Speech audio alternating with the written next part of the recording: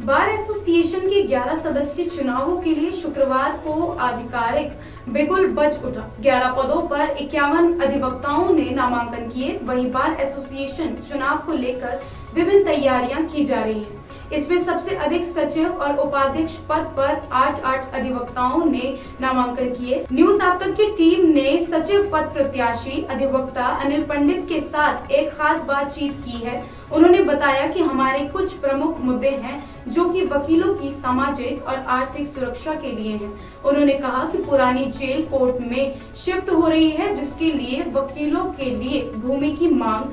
साथ ही साथ उन्होंने बताया कि 2017 से जिस भूमि के लिए वह संघर्ष कर रहे थे, उन्होंने कहा कि वह उस भूमि पर निःशुल्क शौचालय का निर्माण करवाएंगे। नमस्कार, मैं एडवोकेट अनिल पंडित जी देहरादून बार एसोसिएशन के चुनाव में सचिव पद के लिए प्रत्याशी हूँ। जी पूर्व में भी सचिव रह चुका हूँ। जी जी अभी फिलहाल बार काउंसिल उत्तराखंड का मेंबर भी हूँ। जी मेरे जो सबसे पहले मुद्दे हैं कि वकीलों की सामाजिक और आर्थिक सुरक्षा से जी संबंधित है, क्योंकि वकीलों को सामाजिक और आर्थिक सुरक्षा मिले।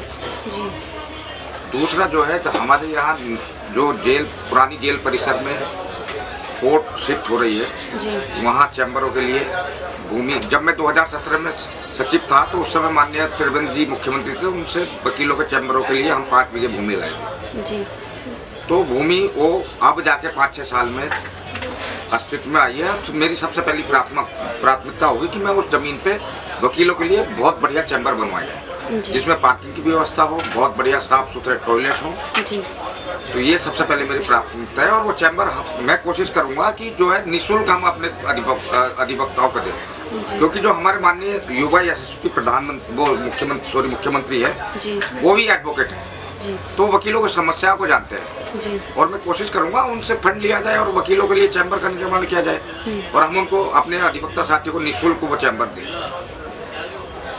जी इसके अलावा हमारे यहाँ जब कोई किसी अधिवक्ता साथी की मृत्यु हो जाती है जी तो हम लोग कैंडोलेंस नहीं कर पाते। जी मेरा प्रयास रहेगा यदि मैं चुन के आता हूँ जी तो उस कैंडोलेंस को प्रभावी ढंग से लागू किया जाएगा। जी और मेरा ये भी मानना है कि हम अधिवक्ताओं को ना कोई सैलरी मिलती है, ना सरकार से कोई मदद मिलती है।